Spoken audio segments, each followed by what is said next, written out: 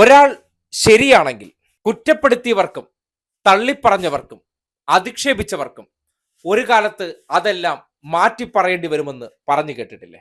അതെന്താണെന്ന് നിങ്ങൾക്ക് ഒരു ജീവിത യാഥാർത്ഥ്യത്തിൽ കാട്ടിത്തരാം. മുഖ്യമന്ത്രി പിണറായി വിജയനെ കുറിച്ച് ഇന്നലകളിൽ അധിക്ഷേപങ്ങൾ കോരിച്ചൊരിഞ്ഞ ലീഗ് നേതാവ് MK മുനീർ ഇന്ന് അതേ മുഖ്യമന്ത്രിയെ കുറിച്ച് ഒരു സ്റ്റേറ്റ്മെന്റ് നടത്തിയിട്ടുണ്ട്. സോഷ്യൽ മീഡിയയിൽ വലിയ ചർച്ചയാണ്. കേൾക്കണം. രാഷ്ട്രീയത്തിനപ്പുറം അതിൽ ഭരണപ്രതിപക്ഷമില്ലാതെ ഇപ്പം മുഖ്യമന്ത്രി എന്നെ 2-3 തവണ വിളിച്ച് വിവരം അന്വേഷിക്കുന്നുണ്ട്. ഞാൻ പിന്നെ ICUലാണ്. അപ്പം എൻ്റെ കുടുംബാംഗങ്ങളെ വിളിച്ചിട്ട് വിവരം അന്വേഷിക്കുന്നുണ്ട്. അവിടെ രാഷ്ട്രീയത്തിനപ്പുറം നമ്മൾ ഈ രാഷ്ട്രീയമൊക്കെ പറയുന്നുണ്ടെങ്കിലും അവർ അതിനപ്പുറം ഒരു മനുഷ്യനായി എന്നെ പരിഗണിച്ചു എന്ന് പറയുന്നതാണ് എനിക്ക് ഇതിൽ നിന്നും തിരിച്ചറിയാൻ പറ്റിയ ഏക പാഠം. അതൊരു വലിയ പാഠമാണ്. പിന്നെ തീർച്ചയായിട്ടും. കാരണം നമ്മൾ അതിനുശേഷം ഞാൻ ആലോചിച്ചു, പിന്നെ നമ്മൾ രാഷ്ട്രീയം പറയാം, പക്ഷേ വ്യക്തിപരമായ രാഷ്ട്രീയത്തിലേക്കൊക്കെ അങ്ങനെ പോകേണ്ടതുണ്ടോ എന്നൊക്കെ ഉള്ളൊരു മനോഗതിയിലേക്ക് ഞാൻ വരികയാണ്. വ്യക്തിപരമായി നമ്മൾ ആളുകളെ അവർ തെറ്റായി ചെയ്യുന്ന രാഷ്ട്രീയത്തെ നമുക്ക് എതിർക്കാം, പക്ഷേ ആ വ്യക്തിയെ തേജോവധം ചെയ്യുന്ന രീതിയിലേക്ക് നമ്മളൊരിക്കലും പോകാൻ പാടില്ല എന്ന് പറയുന്നൊരു രാഷ്ട്രീയ സത്യം. കേട്ടല്ലോ. ദുരിത കാലഘട്ടത്തിലാണ് ഒരു മനുഷ്യന് മറ്റൊരാളെ മനസ്സിലാക്കാൻ കഴിയുന്നത്. ഈ അടുത്ത ദിവസം സ്വന്തം ജീവിതത്തിൽ ഏറ്റവും പ്രതിസന്ധിയുടെ ഘട്ടത്തിലൂടെ MK മുനീർ എന്ന ലീഗ് നേതാവ് കടന്നുപോയി. ആ സന്ദർഭത്തിൽ മുഖ്യമന്ത്രി പിണറായി വിജയൻ നേരിട്ട് അദ്ദേഹത്തിന്റെ ആരോഗ്യസ്ഥിതിയെ സംബന്ധിച്ച് കുടുംബാംഗങ്ങളോട് വിളിച്ചന്വേഷിച്ചു.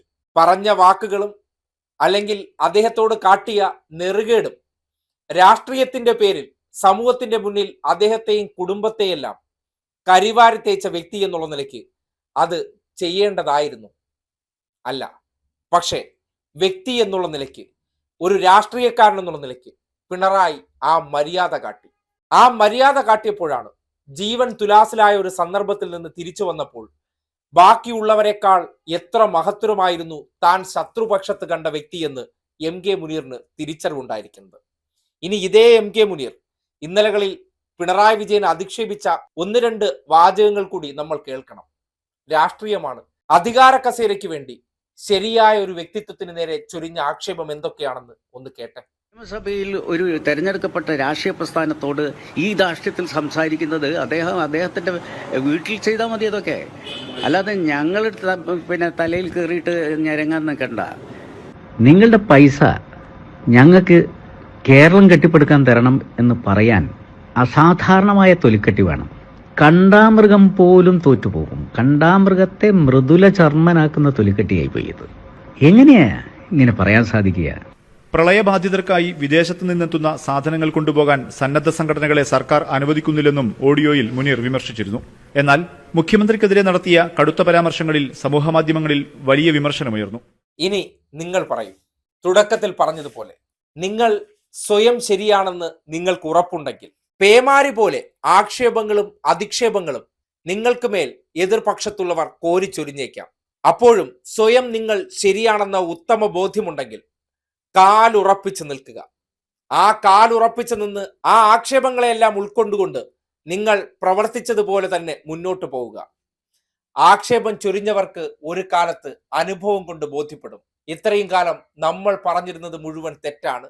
രാഷ്ട്രീയത്തിനപ്പുറത്തേക്ക് ഇന്നലകളിൽ നമ്മൾ വിമർശിച്ച വ്യക്തി എത്രത്തോളം ശരിയായിരുന്നു, മാന്യനായിരുന്നു എന്നുള്ള കാര്യം അത് ഒടുവിൽ ഒരു വീഴ്ചയുടെ ഘട്ടത്തിൽ തിരിച്ചറിയുമ്പോൾ ഇതുപോലെ തുറന്നു പറയേണ്ടി വരും. രാഷ്ട്രീയത്തിനപ്പുറം അതിൽ ഭരണപ്രതിപക്ഷമില്ലാതെ ഇപ്പം മുഖ്യമന്ത്രി എന്നെ 2-3 തവണ വിളിച്ച് വിവരം അന്വേഷിക്കുന്നുണ്ട്. ഞാൻ പിന്നെ ICUലാണ്. അപ്പം എൻ്റെ കുടുംബാംഗങ്ങളെ വിളിച്ചിട്ട് വിവരം അന്വേഷിക്കുന്നുണ്ട്.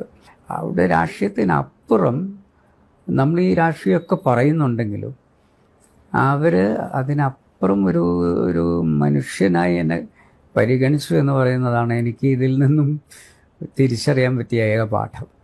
അതൊരു വലിയ പാഠമാണ്. പിന്നെ തീർച്ചയായിട്ടും. കാരണം നമ്മൾ അതിനുശേഷം ഞാൻ ആലോചിച്ചു, പിന്നെ നമ്മൾ രാഷ്ട്രീയം പറയാം, പക്ഷേ വ്യക്തിപരമായ രാഷ്ട്രീയത്തിലേക്കൊക്കെ അങ്ങനെ പോകേണ്ടതുണ്ടോ എന്നൊക്കെ ഉള്ളൊരു മനോഗതിയിലേക്ക് ഞാൻ വരികയാണ്.